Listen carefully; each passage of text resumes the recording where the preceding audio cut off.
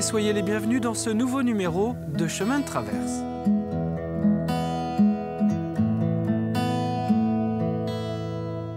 Cette semaine, je vous emmène à Fontenay-le-Comte à la découverte d'un hôtel particulier tout récemment restauré et redécoré. Nous irons alors à la rencontre de sa propriétaire qui a eu un véritable coup de cœur pour cette maison bourgeoise. Je vous rappelle que Fontenay-le-Comte est labellisée ville d'art et d'histoire et que là, nous allons probablement visiter l'une des plus belles maisons de la ville.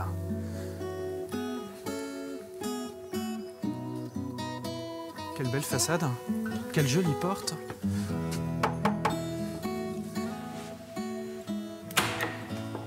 Bonjour Grégoire, bienvenue aux Beaux Esprits. Merci Caroline, merci de nous recevoir ici. Je suis ravie de vous accueillir. Vous êtes l'heureuse propriétaire de cette magnifique maison depuis même pas 1 an et demi, je crois. C'est cela, 15 mois. Alors, ce coup de cœur, vous l'avez eu il y a 15 mois. Un coup de cœur d'abord avec cette façade qui est extraordinaire. Prenons peut-être un peu de recul. Oui, bien sûr. Je vous emmène en face pour vous faire découvrir cette façade et en profiter pleinement. Suivez-moi. Avec plaisir. C'est charmant. Petit escalier qui monte vers un petit jardin qui vous appartient. Qui nous appartient de l'autre côté de la rue et duquel on arrive à vraiment profiter de la façade. Et puis ici, c'est un havre de paix au calme, en plein centre-ville. Donc voilà, le joyau dont nous sommes propriétaires et très heureux de l'être. C'est un triple coup de cœur, la Vendée, Fontenay-le-Comte avec ses richesses et son patrimoine exceptionnel. Et puis aussi, on ressent tout de suite dans Fontenay cette qualité de vie.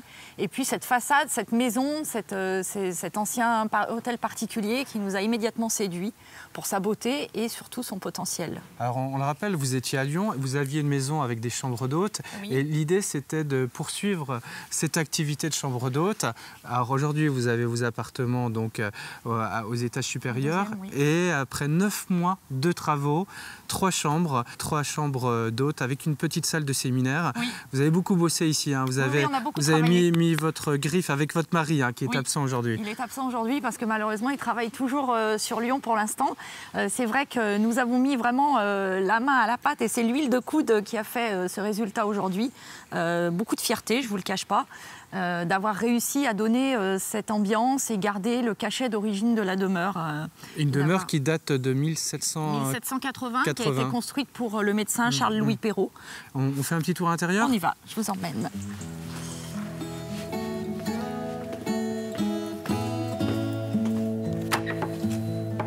Entrez, je vous en prie. Donc nous voilà dans le hall d'accueil que nous avons également redécoré pour lui donner un aspect un petit peu plus chaleureux. Et puis aussi, c'est un endroit où on voit vous adorez chiner. Ma passion de chiner. Je m'imagine tout de suite, quand j'entre dans un lieu, ce que je pourrais y faire. Et bon, j'ai eu la chance de trouver ce comptoir d'accueil qui a trouvé parfaitement sa place ici. On a vraiment l'impression qu'il était là depuis toujours. Depuis très longtemps. C'est pareil pour tout un tas d'autres objets, comme le miroir également derrière. Cette entrée est très belle, spacieuse, et puis elle donne sur cet escalier majestueux. Typique du 18e.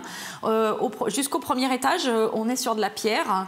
Et puis ensuite, voilà, tout à fait. Et ensuite, il se termine jusqu'au deuxième, jusqu'à nos parties privées, avec du bois.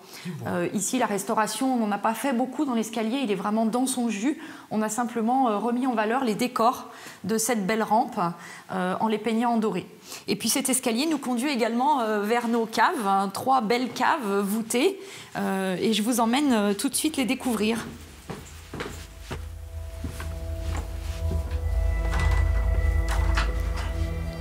Alors attention la tête.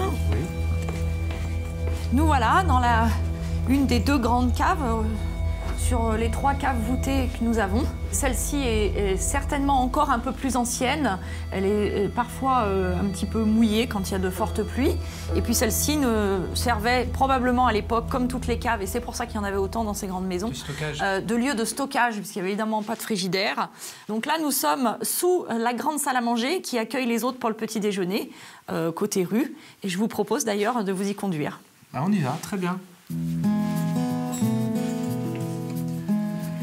Alors Caroline, je crois que votre maison, vous l'avez appelée Beaux Esprits. Tout à fait. Ça fait référence à un certain François Ier qui adorait Fontenay-le-Comte. Hein. Exactement. Donc François Ier qui a qualifié Fontenay-le-Comte de fontaine jaillissante des beaux esprits. Également parce que nous sommes dans le quartier des Illustres, tout proche de la fontaine des Quatre Tias en bas de la rue, sur laquelle est sculptée la devise en latin de François Ier. Et là, nous sommes donc dans votre salle à manger. Donc, nous sommes dans cette grande salle à manger qui nous a immédiatement séduit, de par sa place dans la maison, en arrivant tout de suite pour recevoir nos hôtes, pour un thé ou un café de bienvenue, et puis pour prendre le petit déjeuner. C'est aussi une pièce où nous aimons recevoir nos amis et notre famille. Cette pièce était beaucoup plus fade, on va dire, puisque, alors, elle n'avait pas de lumière au plafond, ce que nous avons fait installer avec une belle rosace comme ça se faisait à l'origine. Et puis les murs étaient tout à fait simples, avec juste cette peinture beige et des rideaux blancs. Donc nous avons pris parti de l'illuminer par l'intérieur, puisque c'est une pièce qui naturellement, avec les maisons en face, ne voit pas beaucoup le soleil.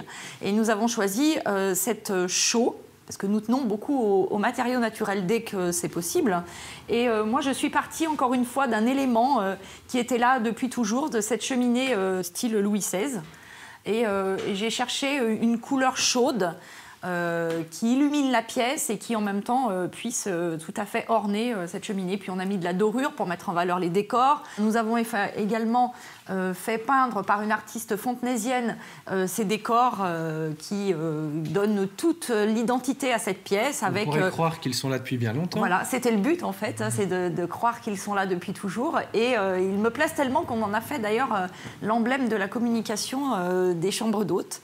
Et puis ces rideaux qui également apportent beaucoup de chaleur à la pièce. Caroline, merci beaucoup de nous avoir permis de découvrir votre magnifique maison. Je vous en prie, c'est un plaisir. Et nous, on va se retrouver dans 3 minutes. Dans 3 minutes, avec Marie-Gabrielle Giroir, qui est pour la ville de Fontenay-le-Comte, on va dire la responsable de l'architecture et du patrimoine. Elle va nous en dire plus sur l'histoire de cette maison.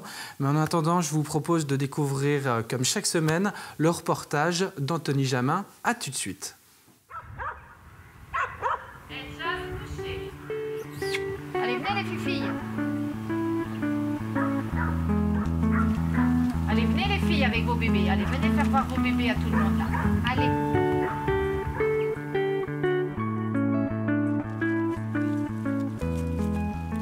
En 1996, Denis Durand a un véritable coup de cœur pour les alpagas. Début 97, il acquiert 4 femelles et 2 mâles. Depuis, plus de 150 petits sont nés sur l'exploitation. Ils sont soit vendus, soit conservés pour étoffer le troupeau, actuellement de 60 têtes, et produire de la laine. Avec sa femme Brigitte, il élève aussi des chèvres angora pour la production de mohair, des lamas et des moutons. Beaucoup d'activités pour ce couple qui profite d'un peu plus de calme l'hiver pour carder, filer et tricoter au coin du feu. Donc là, Brigitte, elle est en train de carder la laine, c'est en quelque sorte la peigner. Le premier petit rouleau va happer la laine et grâce à ses griffes, l'emmener sur le deuxième, qui est légèrement plus gros. Et puis, donc au passage d'un rouleau sur l'autre, la laine, elle est peignée. Brigitte a estimé que la mèche qu'elle était en train de faire était suffisamment importante pour me la donner et pour que je puisse la filer après, fabriquer le fil. Là, vous avez simplement quelques grammes de fibres d'alpaga. Une fois cardée, la laine est filée avec un rouet. Donc il faut faire une torsion pour que le fil se fasse et que ce soit solide. Donc dans ma main gauche, j'ai ma réserve de fibres. Ma main droite fait l'aller-retour entre ma réserve et le rouet, qui lui fait le travail, fait la torsion. Et j'étire ma mèche pour avoir juste la quantité de fibres qui me convient pour faire la grosseur du fil que je veux faire. Au début, j'ai fait un fil qui était gros comme mon petit doigt, quoi. Hein, c'était plus une corde qu'un fil. Alors, je ne cherche pas à faire un fil extra fin. Je veux juste qu'il soit de la grosseur qui me convient pour que Brigitte puisse tricoter après.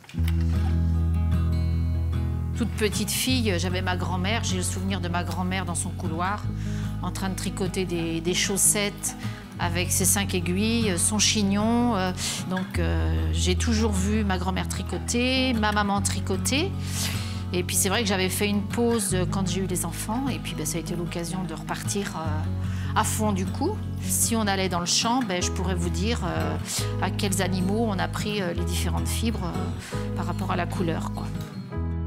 Ce que Brigitte apprécie le plus dans cette activité de passionnée, c'est de créer des vêtements uniques, sur mesure à la demande des clients, vendus directement depuis la ferme ou sur des marchés d'artisanat d'art.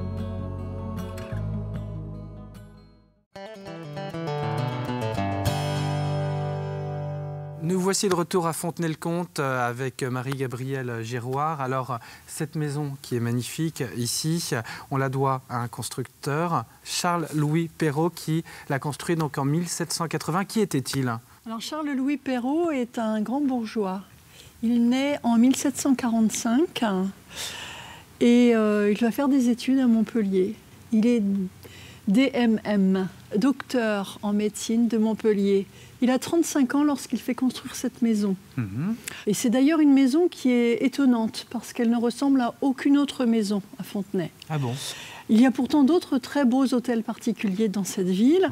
Oui. L'hôtel l'Épinay de Beaumont, qui est à peine à 100 mètres d'ici, et d'autres très beaux édifices privés. Qu'est-ce qu'elle a de si particulier? Mais cette maison a des volumes exceptionnels, une façade remarquable, extrêmement bien travaillée. Alors c'est une maison bourgeoise où l'on reçoit, on a une vie mondaine ici, je crois. Oui, et c'est ce que l'on perçoit immédiatement en arrivant dans le hall d'entrée.